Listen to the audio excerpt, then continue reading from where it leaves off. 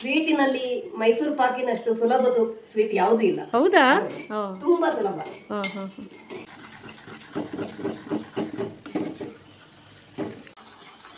So ಯಾವುದೇ ಕಾರಣಕ್ಕೆ ಕೈ ಬಿಡಬೇಡಿ ಅಂತೇಳಿ ಹೇಳಿದ್ದಾರೆ ಜ್ಯೋತಿಮಾಯವರು. ಜ್ಯೋತಿಮಾಯ ಕೈಯಂತೂ ನಾವಂತೂ ಬಿಡುವುದಿಲ್ಲ. ಸೊ ಹೇಗೆ ಬೇಕಾದ್ರೂ ನೀವು ಕರೀರಿ. ಮೈಸೂರು ಶ್ರೀ ಆಗ್ತಾ ಉಂಟು ಅಥವಾ ಮೈಸೂರು ಪಾಕ್ ಆಗ್ತಾ ಉಂಟು, ಏನ್ ಬೇಕಾದ್ರೆ ಹೇಳ್ಬೋದು. ಅದು ಗುಳುಗುಳು ಅಂತ ಮೇಲೆ ಮೇಲೆ ಇದಾಗಿ ಮರಳು ಮರಳಾದ ತುಪ್ಪ, ನಂದಿನಿ ತುಪ್ಪ.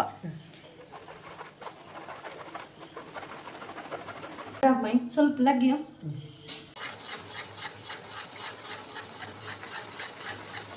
ಈಗ ಕಾರ್ಕಳಕ್ಕೆ ಬಂದ್ಮೇಲೆ ಹೋಳಿಗೆ ಎಷ್ಟು ಹೋಗ್ತದೆ. ನಾನು ಎಣಿಸ್ಲೇ ಇಲ್ಲ ಇಷ್ಟು ಬೇಗ ಒಂದು ಮೈಸೂರು ಪಾಕ್ ರೆಡಿ ಆಗ್ತದೆ ಅಂತೇಳಿ ಹೇಳಿ. ಹೇಗಾಗಿದೆ? Delicious, yummy. ಹೇಗಾಗಿದೆ? ಹೇಗಾಗಿದೆ ಶ್ವೇತಾ ಅವರೇ?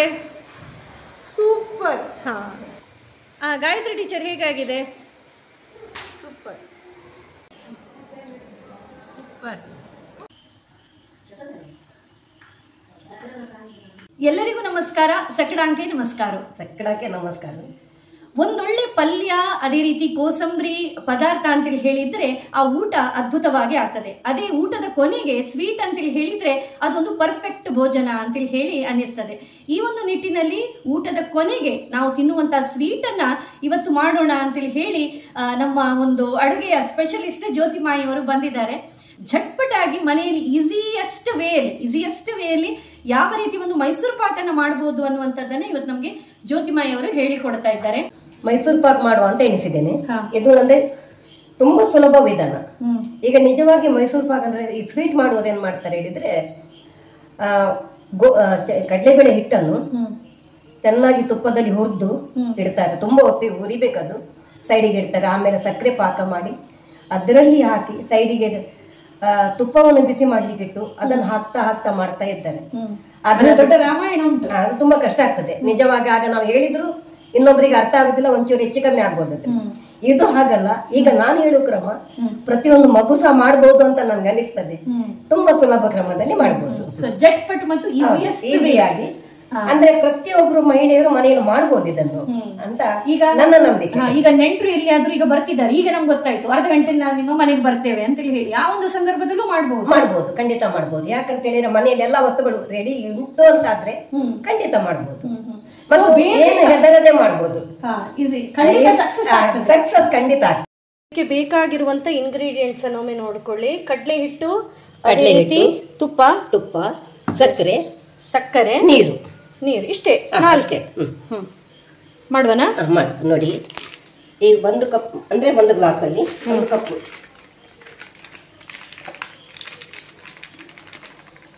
ನೋಡಿ, ಫುಲ್ 1 ಕಪ್. 1 ಕಪ್ ತುಂಬಿ ನೋಡಿ ಇದನ್ನು ಚೆನ್ನಾಗಿ ಗಾಳಿಸಿ ಇಡಬೇಕು.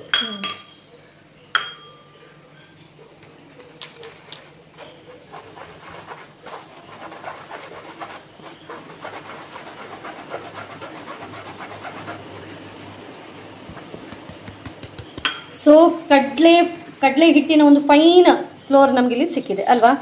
ಹೌದು. ನೋಡಿ, ಇದು ಗಾಳಿಸಿ ಇಟ್ಟಾಗ ಹೀಗಾಗ್ತದೆ.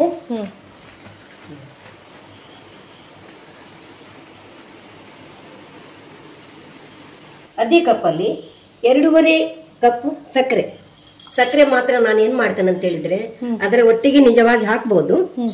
ಆದ್ರೆ ಇದು ದಪ್ಪ ಸಕ್ಕರೆ ಆದ್ರಿಂದ ನೀರಾಗ್ಲಿಕ್ಕೆ ಹೊತ್ತೋಗ್ತದೆ. ಅದಕ್ಕೋಸ್ಕರ ನೋಡಿ 2.5 ಕಪ್ ಸಕ್ಕರೆ. ಒಂದಕ್ಕೆ 2. ಹೌದು ಅಲ್ವಾ? ನಿಮ್ಗೆ ತುಂಬಾ ನೀವು ಸ್ವಲ್ಪ ಸಿಹಿ ಬೇಕಾದ್ರೆ 3 ಕಪ್ ಹಾಕ್ಬಹುದು. ಇಲ್ದಿದ್ರೆ ಅದರ ಪ್ರಮಾಣ 2.5. ಕರೆಕ್ಟ್ 2.5 ಉಂಟು ಅಲ್ಲ, ತೆಗ್ದಿಟ್ಟದು. ಸ್ವಲ್ಪ ಕಮ್ಮಿ ಆಯ್ತು, ಒಂಚೂರು ಹಾಕ್ಬೇಕಾ? 2.5 ಅಂದ್ರೆ ಸ್ವಲ್ಪ ಕಮ್ಮಿ. ಸೊ 2.5 ಗ್ಲಾಸ್ ಸಕ್ಕರೆ ಹಾಕಿ ಆಯ್ತು. ಈಗ ಆದ್ರೆ ಸಕ್ಕರೆ, ಕಡಲೆ ಹಿಟ್ಟು, ತುಪ್ಪ ಎಲ್ಲ ಒಟ್ಟಿಗೆ ಹಾಕಿ ತಿರುಗಿಸ್ತಾ ಇದ್ರೆ ಆಯ್ತು. ಆದ್ರೆ ಸಕ್ಕರೆ ದಪ್ಪ ಆದ್ರಿಂದ ಕರಗ್ಲಿಕ್ಕೆ ಹೊತ್ತೋಗ್ತದೆ. ಅದಕ್ಕೋಸ್ಕರ ನಾನು ನೋಡಿ 1 ಕಪ್ ಕಡಲೆ ಹಿಟ್ಟು, 2.5 ಕಪ್ ಸಕ್ಕರೆ, ಅದೇ 1 ಕಪ್ ನೀರು. ನೋಡಿ ಈಗ ಸಕ್ಕರೆ ಕರಗುವ ತನಕ ಸ್ವಲ್ಪ ಬಿಸಿ ಮಾಡ್ತೇನೆ. ಯಾವ ಕಪ್ ಯೂಸ್ ಮಾಡ್ತಿರೋ ಅದರಲ್ಲಿ 1 ಕಪ್ ಕಡಲೆ ಹಿಟ್ಟಿಗೆ 1 ಕಪ್ ನೀರು ಅದೇ ಕಪ್ಪಲ್ಲಿ 2.5 ಕಪ್ ಸಕ್ಕರೆ, 3 ಕಪ್ ತುಪ್ಪ. 3 ಕಪ್ ತುಪ್ಪ. ಹೌದು. ಸೊ ತುಪ್ಪ ಸರಿ ಹಿಡಿತದೆ ಅಲ್ಲ? ಹೌದು. ನೋಡಿ, ಈಗ ನಿಜವಾಗಿ ಆದ್ರೆ 3 ಒಟ್ಟಿಗೆ ಹಾಕಿ ಹೀಗೆ ತಿರುಗಿಸ್ಬೇಕು. ಆದ್ರೆ ನಾನೀಗ ಏನ್ ಮಾಡಿದೆ ಅಂತ ಹೇಳಿದ್ರೆ, ಸಕ್ಕರೆ ಕರಗ್ಲಿಕ್ಕೆ ಹೊತ್ತೋಗ್ತದೆ. ಅದರ ಒಟ್ಟಿಗೆ ಹಾಕಿ ತಿರುಗಿಸುವಾಗ ಸಕ್ಕರೆ ಕರಗ್ಲಿಕ್ಕೆ ಹೊತ್ತೋಗ್ತದೆ ಮತ್ತು ಮೈಸೂರು ಪಾಕಲ್ಲಿ ಸಕ್ಕರೆ ತುಂಡು ತುಂಡು ಸಿಗ್ತದೆ. ಅದಕ್ಕೋಸ್ಕರ ನಾನೀಗ ಸಕ್ಕರೆಯನ್ನು ಮೊದಲಿಗೆ ನೋಡಿ ನೀರು ಮಾಡ್ತೇನೆ, ಸಕ್ಕರೆ ಕರಗುವ ತನಕ. ಜ್ಯೋತಿಮಾಯಿ ಅವರು ಎಲ್ಲಿ ಕಲ್ತ್ರಿ ಇದನ್ನು? ಇದು ನಾನು ನಿಮ್ಗೆಲ್ಲ ಗೊತ್ತುಂಟಾದ್ರೆ ಇದನ್ನು ಎಲ್ಲಿ ಕಲ್ತ್ರಿ? ಇದನ್ನು ನಾನು ಬಾಂಬೆಯಲ್ಲಿ ನಮ್ಮ ಮನೆ ಪಕ್ಕದಲ್ಲಿ ಉಷಾ ಆಚಾರ್ಯ ಅಂತ ಇದ್ರು, ಕುಮಟದವರು. ಅವರು ನನ್ಗೆ ಇದು ಹೇಳಿಕೊಟ್ಟರು. ಅವರು ಪ್ರತಿಯೊಂದು ಸ್ವೀಟ್ ಅನ್ನು ಮನೆಯಲ್ಲಿ ಮಾಡ್ತಿದ್ರು. ನನಗೆ ತುಂಬಾ ಖುಷಿ ಆಯ್ತು. ನಾನಂದ್ರೆ ಮೈಸೂರು ಪಾಕ್ ಅಂತ ಹೇಳಿದ್ರೆ ತುಂಬಾ ಕಷ್ಟದ ಕೆಲಸ ಅಂತ ಎನಿಸಿದ್ದೆ. ಆದ್ರೆ ನಿಜವಾಗಿ ಅಲ್ಲಿ ಸ್ವೀಟಿನಲ್ಲಿ ಮೈಸೂರು ಪಾಕಿನಷ್ಟು ಸುಲಭದ ಸ್ವೀಟ್ ಯಾವುದೂ ಇಲ್ಲ. ಹೌದಾ? ತುಂಬಾ ಸುಲಭ. ಜ್ಯೋತಿಮಾಯಿ ಅವರು ಇದಕ್ಕೆ ದಪ್ಪ ತಳದ ಕಾವಲಿ ಆಗ್ಬೇಕಾ ಅಥವಾ ನೀವು ಅದನ್ನೇ ಯೂಸ್ ಮಾಡ್ತಿದ್ದೀರಲ್ಲ ಅದೇ ಇರ್ಲಿ ಅಂತೇಳಿ ಹೇಳಿದ್ರಿ? ಇದಕ್ಕೆ ಏನಾದ್ರೂ ಒಂದು ಹೆಚ್ಚಾಗಿ ದಪ್ಪ ರೀಸನ್ ಉಂಟಾ ಅಂತ ಹೇಳಿ? ದಪ್ಪ ತಳದ ಕಾವಲಿ ಇದ್ರೆ ಒಳ್ಳೇದು. ನಿಮ್ಗೆ ತೆಳ್ಳಗಿನ ತಳದ ಕಾವಲಿ ಇದ್ರೆ ಅದು ಅಡಿ ಹಿಡಿತದೆ. ಅದಕ್ಕೋಸ್ಕರ ದಪ್ಪ ತಳದ ಕಾವಲಿಯೇ ಬೇಕು. ಹೌದಾ? ಹೌದು. ನೋಡಿ, ಸಕ್ಕರೆ ಕರಗಿತು. ಈಗ ಗ್ಯಾಸ್ ಆಫ್ ಮಾಡಿದ್ದೇನೆ. ಆಫ್ ಮಾಡಿದ್ರಾ? ಬರೀ ಕರಗುದು ಮಾತ್ರ? ಕರಗಲಿಕ್ಕೆ. ಹೌದು. ಸರಿಗೆ ಪಾಕ ಬಿಡುದು ಬೇಡ? ಬೇಡ ಬೇಡ, ಇದೇನು ಬೇಡ. ಅದ್ರ ಒಟ್ಟಿಗೆ ಅಂದ್ರೆ ಫಸ್ಟ್ ಎಲ್ಲ ಒಟ್ಟಿಗೆ ಹಾಕುವ. ಅದು ಕರಗಲಿಕ್ಕೆ ಮಾತ್ರ ಬೇಗ ಮಾಡ್ಲಿಕ್ಕೋಸ್ಕರ ನಾನು ಹಾಕಿದೆ. ನೋಡಿ, 1 ಗ್ಲಾಸ್ ನೀರನ್ನು ಸಕ್ಕರೆಗೆ ಹಾಕಿದೆ. ಸಕ್ಕರೆ ಎಲ್ಲ ಕರಗಿತು. ಈಗ ನೋಡಿ, ಈಗ ಕಡಲೆ ಹಿಟ್ಟನ್ನು ಎಲ್ಲ ಹಾಕ್ತಾ ಇದ್ದೇನೆ ಇದರಲ್ಲಿ.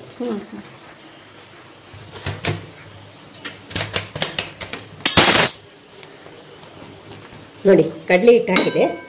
ಇದರ ಜೊತೆ ತುಪ್ಪ ಸಹ ಹಾಕ್ತಾ ಇದ್ದೇನೆ.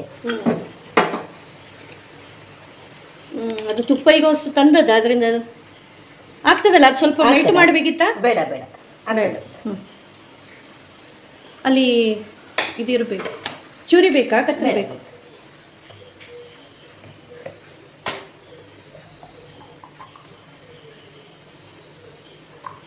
ಅದು ಎಷ್ಟು ಹಾಕ್ಬೇಕು?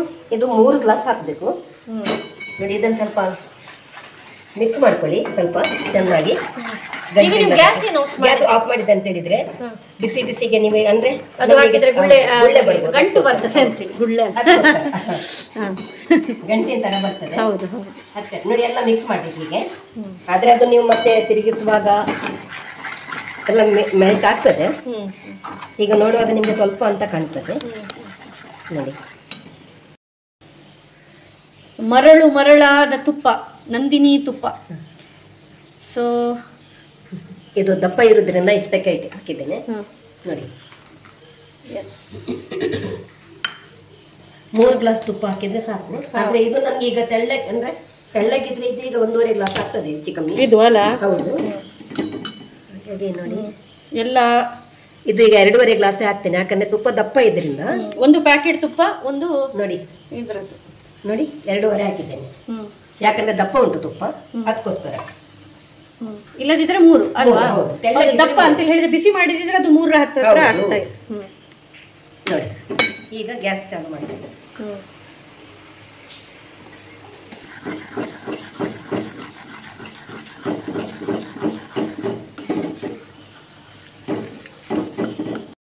ಸೊ ಮೈಸೂರು ಪಾಕ್ ಅಂತೇಳಿ ಹೇಳ್ತಾ ಇರುವಾಗ ನೆನಪಾಯ್ತು, ಇತ್ತೀಚೆಗೆ ಮೈಸೂರು ಪಾಕನ ಮೈಸೂರು ಶ್ರೀ ಅಂತೇಳಿ ಹೇಳಿ ಹೆಸರಿಡಬೇಕು ಅನ್ನುವಂಥ ಒಂದು ಚರ್ಚೆಗಳು ಬಾರಿ ಆಗಿತ್ತು. ಸೊ ಹೇಗೆ ಬೇಕಾದ್ರೂ ನೀವು ಕರೀರಿ, ಮೈಸೂರು ಶ್ರೀ ಆಗ್ತಾ ಉಂಟು ಅಥವಾ ಮೈಸೂರು ಪಾಕ್ ಆಗ್ತಾ ಉಂಟು, ಏನು ಬೇಕಾದ್ರೆ ಹೇಳ್ಬೋದು. ಏನಾಗ್ತಾ ಉಂಟಾ ಅದು ಮಾತ್ರ ಅದ್ಭುತವಾಗಿ ಆಗ್ತಾ ಉಂಟು. ಬಹಳಷ್ಟು ಒಳ್ಳೆಯ ಪರಿಮಳ ಈಗಾಗಲೇ ಬೀರ್ಲಿಕ್ಕೆ ಆರಂಭ ಆಗಿದೆ. ಈಗ ತುಪ್ಪ ಬಿಟ್ಕೊಳ್ತಾ ಇದೆ. ಸಾಧಾರಣ ಎಷ್ಟು ಹೊತ್ತು ಆಗ್ತದೆ? ಯಾಕಂತ ಹೇಳಿದ್ರೆ ನೀವು ಮಾಡಿದ್ದೀರಿ ಸುಮಾರು ಸರಿ. ಒಂದು 15-20 ನಿಮಿಷ ಆದ್ರೂ ಆಗ್ತದೆ. ಇದು ಸ್ವಲ್ಪ ಆದ್ರಿಂದ. ಹೌದು, ಸ್ವಲ್ಪ ಜಾಸ್ತಿ ಆದ್ರೆ ನಿಮ್ಗೆ ಒಂದು 30-35 ನಿಮಿಷ. ಇದೊಂದು 15 ಮಿನಿಟ್ಸ್ ಬೇಕಾಗ್ಬೋದು. ಅಂದ್ರೆ ಕ್ವಾಂಟಿಟಿ ಹೆಚ್ಚಾದಾಗೆ ಸಮಯ ಜಾಸ್ತಿ. ಹೌದು.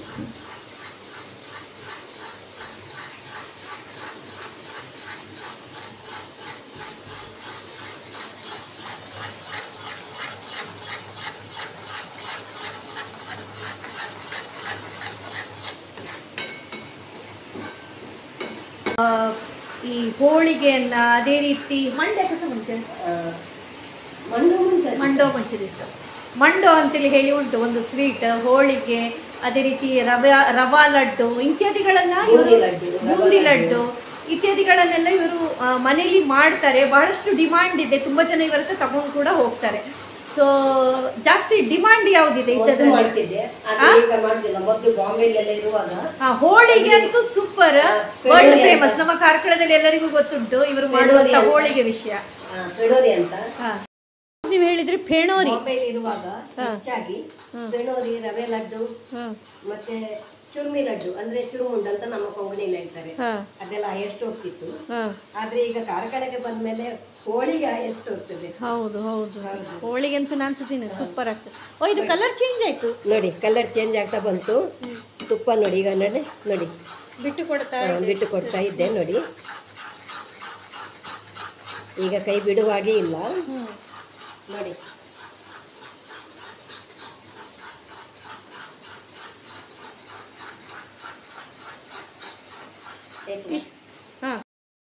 ತುಪ್ಪ ಚೆಂದ ಮಾಡಿ ಸವರಿಟ್ಟಿದ್ದೇನೆ ಒಂದು ತಾಟಿಗೆ.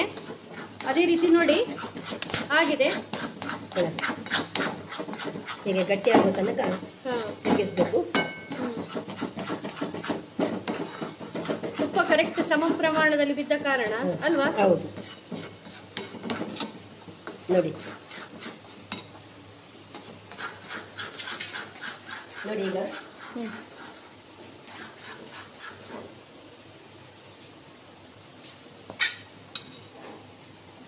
ನೋಡಿ ಇದು ಈ ತರ ಸುರುಳಿ ಬಿಡ್ತಾರೆ ನೋಡಿ. ಅದನ್ನು ರಪ್ಪ ಹಾಕುದೆ. ಹೌದು, ಇನ್ನೇನು ಮುಟ್ಲಿಕ್ಕಿಲ್ಲ ನೋಡಿ.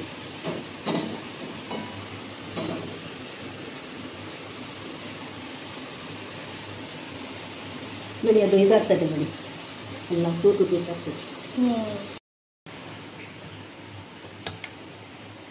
ಅದು ಮತ್ತೆ ತಣ್ಣಾದ್ಮೇಲೆ ಮತ್ತೆ ಕಟ್ ಆಗ್ತದೆ ಅಂತ ಹೇಳಿ ಅಲ್ವಾ?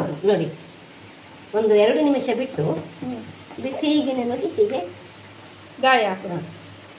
ಸರಿ ತಣಿದ ಮೇಲೆ ತೆಗಿಬೋದು.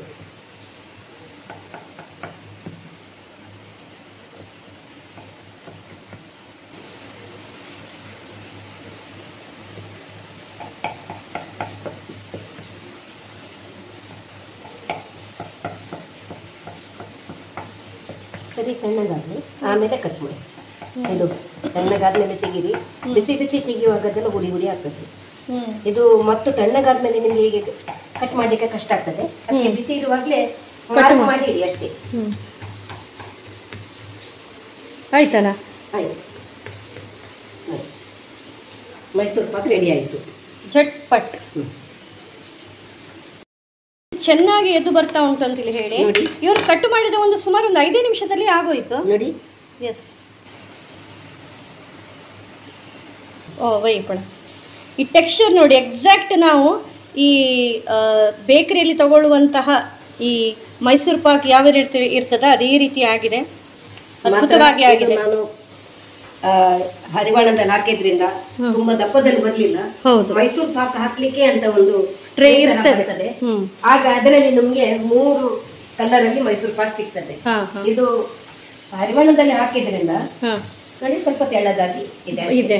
ಇದು ಮೈಸೂರು ಪಾಕ್ ಅನ್ನ ಗುರುವಾರ ಜ್ಯೋತಿಮಾಯವರು ಬಂದು ಮಾಡಿದ್ದಾರೆ. ಗುರುವಾರ ಆದ ಕಾರಣ ನನ್ನ ಇಷ್ಟ ದೇವರಾದಂತ ಸಾಯಿಬಾಬನ ಪೂಜೆ ಕೂಡ ಇಲ್ಲಿ ಮಾಡ್ತೇನೆ ನಾನು ಪ್ರತಿ ಗುರುವಾರ. ಸೊ ಸಾಯಿಬಾಬನಿಗಾಗಿ ಈ ಒಂದು ನೈವೇದ್ಯವನ್ನ ಪ್ರೀತಿಯಿಂದ ನಾನು ಇಡ್ತಾ ಇದ್ದೇನೆ.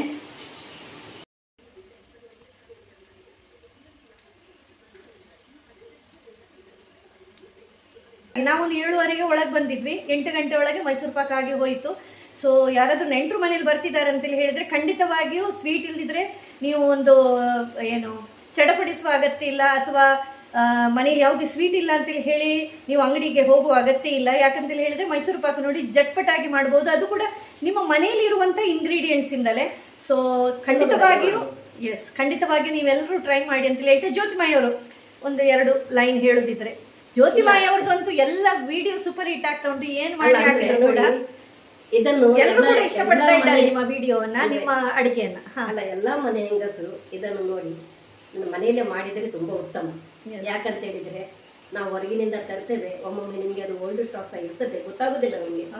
ಇದನ್ನು ಮನೆಯಲ್ಲೇ ಇದ್ದ ವಸ್ತುಗಳಿಂದ ಮಾಡಿದ್ರೆ ಆರೋಗ್ಯಕ್ಕೂ ಒಳ್ಳೇದು, ತಿನ್ಲಿಕ್ಕೂ ರುಚಿ, ರುಚಿ ಎಲ್ಲ ಮಾತ್ರ ಅಲ್ಲ, ಇದರಲ್ಲಿ ಭರಪೂರ ನಮ್ಮ ಪ್ರೀತಿಯೂ ಕೂಡ ಇರ್ತದೆ.